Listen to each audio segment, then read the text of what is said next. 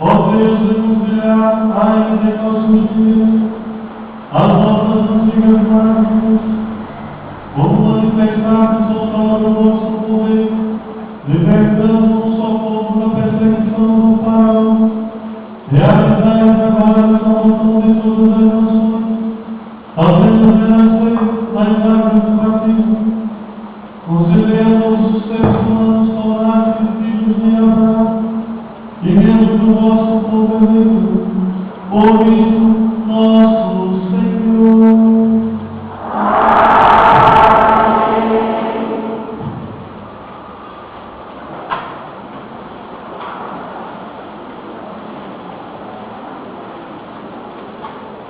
A quarta leitura é tirada do livro do profeta Isaías. Por misericórdia eterna, eu, o teu Senhor, compadeci de ti. O texto do segundo Isaías pode ser considerado uma síntese da história do povo eleito nas suas relações com Deus. O povo no exílio é representado sob a imagem física de uma esposa repudiada pelo povo.